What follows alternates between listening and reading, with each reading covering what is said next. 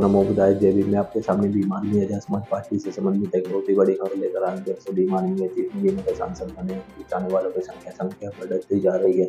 इसके पीछे का बहुत ही बड़े कारण है क्योंकि चंद्रशेखर आजाद सबसे पहले तो खुद एक एडवोकेट है और उन्हें समझ है कि शिक्षा स्वास्थ्य की, और इसी कारण ही वो संसद में शिक्षा स्वास्थ्य और रोजगार की बातें करते हैं, जबकि दूसरे नेता या सांसद सिर्फ और सिर्फ हिंदू मुस्लिम करते रहते हैं। ये होता है असली समाज का सच्चा नेता। और चंद्रशेखर आजाद एक दूसरी तरफ युवा भी हो, कहीं पर भी अत्याचार होता है चंद्रशेखर आजाद अपने काफिले के साथ पीड़ित परिवार के पास पहुंच जाते हैं, यानी कि लोगों को न्याय दिलाने के लिए। जहां पर सरकार नहीं सुनती, चंद्रशेखर आजाद की एंट्री होती है वहां केस में। और होता है ऐसा है कि चंद्रशेखर आजाद के कहने पर उन्हें न्याय भी मिल जाता है। और अगला कारण यह है कि चंद्रशेखर आजाद अपने जमीनी स्तर के नेता है, कहीं पर भी अत्याचार होता है। जमीनी स्तर के नेता होने के कारण उनको संसद में बेधड़क बोलते हैं। सबसे ज़्यादा अगर कोई संसद टीवी पर नेता देखा जाता है, उसका इकलौता नाम चंद्रशेखर आजाद है। और आपको बता दूं कि चंद्रशेखर आजाद ने इस खिताब को भी जीत लिया है। विदेशों में भी चंद्रशेखर आजाद की यानी भीम आर्मी आजाद समाज पार्टी कार्य कर रही है। ये होता है असली योद्धा।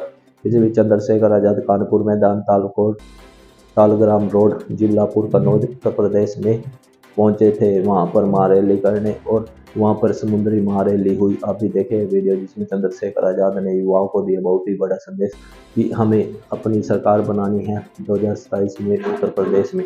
आप भी देखिए वीडियो जो सोशल मीडिया पर वायरल है। तहसीलदार के कार्यालय में रात चुपचाप भेजी गई। और मैं आपको जानकारी के लिए बताना चाहता हूँ, तहसीलदार से जब पूछा गया तो तहसीलदार महोदय बोले कल तक तो नहीं थी, रातों रात में कहां से आ गई। एक ही नाम से 100 आपत्तियां, एक बूथ में 100 वोट करने की तैयारी। यही ऐसे SIR है जिसके खिलाफ हम लोग आंदोलन कर रहे थे कि SIR के नाम पे कमजोर वर्गों के वोट काटने का काम ये मनुवादी सरकार भारतीय जनता पार्टी की करेगी। और इस सरकार को अगर ये हमारे वोटों को छीनने का काम करेगी, सरकार को सबक सिखाने का काम करेगी। क्या रहे साथियों, आप महसूस करो, मैंने आपको बताया कि वोट के अधिकार से आपको क्या मिला है, लेकिन आप महसूस करो कि आपके वोट को चुपचाप कैसे काटा जा रहा है। जिस व्यक्ति के नाम से आपत्ति दर्ज की गई, आपको जानना जरूर होगा कि जब उस व्यक्ति को बुलाया गया तो उसने कहा कि भाई मैंने तो कोई आपत्ति नहीं दर्ज कराई, मैंने तो कोई फार्म ही नहीं भरा, मेरे साइन भी नकली है, मेरी पासबुक से मिलवा लो, मेरे और डॉक्यूमेंट से मिलवा लो, मेरे आधार कार्ड से मिलवा लो, मेरे साइन ही नहीं है। इसका मतलब SIR की आड़ में भारतीय जनता पार्टी की सरकार अपने वोट विरोधी वोटों को, जिनमें दलित, पिछड़े, मुसलमान, आदिवासी वोटर है, ईसाई भाई है, उनके वोटों को काटने का काम कर रही है। मैं झलक करके कहना चाहता हूँ मुख्यमंत्री जी, प्रधानमंत्री जी से, वो दिन चले गए कि कमजोर वर्गों के लोगों पर जुल्म होता था, उनके अधिकार छीनते थे, वो चुपचाप देखते थे। अगर यह न्यायपूर्ण प्रक्रिया रोकी नहीं गई तो दिल्ली का चक्का जाम कर देंगे हम लोग। मेरी बात को गलतफहमी में मत लेना, गलतफहमी में मत लेना। सरकार के लोगों कभी गलतफहमी में हो, गलतफहमी दूर कर लो। ये वोट मांगने से नहीं मिली, बाबा साहब अम्बेडकर के 4 बच्चों कुर्बानी से मिली है। एक भी वोट कटने नहीं देंगे, मेरी बात को याद रखना। और जो अधिकारी सम्मिलित होगा, राजकाज बदलेगा, और बिना राजकाज बदले भी जो अधिकारी सम्मिलित होगा, उसके दफ्तर के बाहर ऐसे धरना देने का काम करेंगे, उसको बताने का काम करेंगे कि आपको संविधान का उल्लंघन नहीं करना चाहिए। प्यारे साथियों, वोट आपका संवैधानिक अधिकार है, ये आपसे कोई नहीं छीन सकता है। इसलिए कह रहा हूँ नौजवानों को, जो नौजवान बहुत होने लगाते हैं, उनको जाके अपने वोट की रक्षा करनी है, माँ बहनों के वोट की रक्षा करनी है, अपने अड़ोसी पड़ोसी की वोट की रक्षा करनी है, अपने क्षेत्र की वोट की रक्षा करनी है।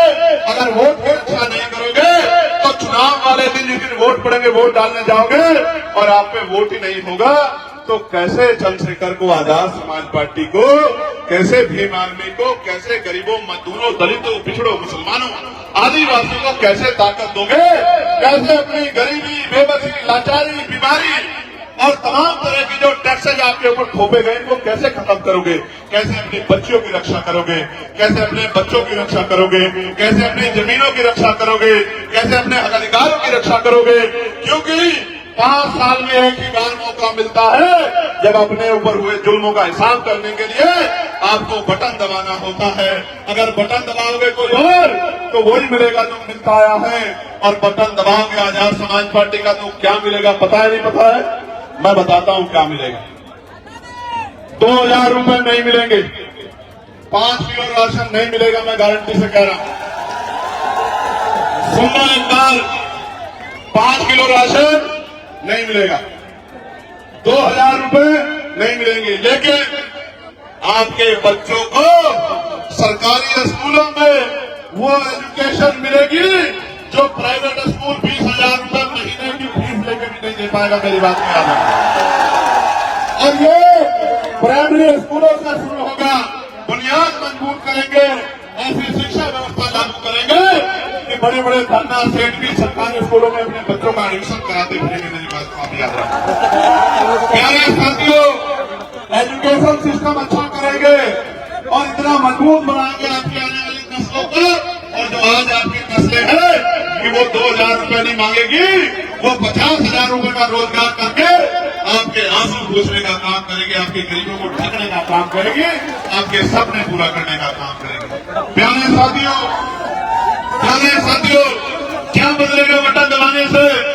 बटन दबाने से बदलेगा कि आपको अच्छा इलाज मिलेगा बिना बहुत पैसा चुकाए। मैंने अपने पिताजी को खो दिया था पैसे की कमी के कारण, दर्द लेके घूम रहा हूं। आप और मैं एक जैसे परिवारों से आते हैं। मेरे पास पॉलिटिकल पावर होती उस समय, मेरे पास पैसा होता तो आज मेरे पिताजी घर में बैठ के मेरे इस कार्यक्रम को देख रहे होते और अपने दिल से मुझे आशीर्वाद दुआ दे रहे होते। लेकिन इस बड़े सिस्टम ने, इस लूटमारी ने एक बेटे से उनके हीरो को, उनके पिता को छीन लिया। उसी दिन हमने तय किया था कि जब राजकाज बनेगा ऐसा हेल्थ सिस्टम लागू करेंगे, बड़ी से बड़ी बीमारियां, तमाम टेस्ट, तमाम रिपोर्टें, तमाम इलाज इतने कम पैसे में होगा कि किसी गरीब को अपनी जमीन गिरवी नहीं रखनी पड़ेगी, किसी गरीब को अपने बहन मां को अपने जेवर नहीं गिरवी रखनी पड़ेंगे, किसी बहन बेटी को कर्ज नहीं मांगना पड़ेगा। इस कर्ज को उतारने में 10 साल उनके सर के बाल नहीं उड़ेंगे, उनके चप्पलें नहीं घिसेंगी। मैं वचन देके आपसे कह रहा हूं। चंद्रशेखर आजाद व्यक्तिगत रूप से और आजाद समाज पार्टी संपूर्ण रूप से ऐसी व्यवस्था लागू करेंगे कि अस्पतालों में, प्राइवेट अस्पतालों में लाखों रुपए में ऐसा इलाज नहीं मिलेगा जैसा सरकारी अस्पतालों में करके देंगे। मेरी बात को आप याद रखना। प्यारे साथियों, क्या मिलेगा? प्यारे साथियों, बटन दबाने से मिलेगा। अभी गुजरात में 2 दिन पहले एक दलित समाज का दूल्हा बारात निकाल रहा था, घोड़ी पे तलवारों से हमला करके मारा पीटा। यहाँ उत्तराखंड में दीपक नाम का हमारा साथी, मेरी परसों से बात हुई, वो गुंडागर्दी को रोकने के लिए आगे आया तो पुलिस ने दबाव बनाया, मुकदमा उसी के खिलाफ करा दिया। गरीबों को जो जमीनें मिली थी उन जमीनों पे भूमाफियाओं ने कब्जा कर लिया। कब साल में आपकी बच्ची को दरिंदे उठा ले गए, उसकी बहादुर शेरनी मां ने रोकने का काम किया तो फरसे से उसको काट कर मार दिया। सोनू कश्यप, मेरे भाई को, सोनू कश्यप को जिंदा जला दिया, चंद पैसों के लिए जिंदा जला दिया। और जब मैं मिलने गया पुलिस की बाड़ लगा के मुझे रोकने का काम किया। अगर बांग्लादेश में एक दलित की जान जाती है तो सब रोते हैं। मुझे तो तकलीफ होती है, मैं रोता। मैं तो सरकार से आवाज उठा कहता हूं कि न्याय दिलाओ, लेकिन जब यहां दलितों, पिछड़ों, आदिवासियों का दमन होता है तो कोई नहीं बोलता। एनसीआरबी का डाटा कहता है कि लाखों महिलाओं से रेप हत्या होती है। किसकी मां है वो, किसकी बहनें हैं?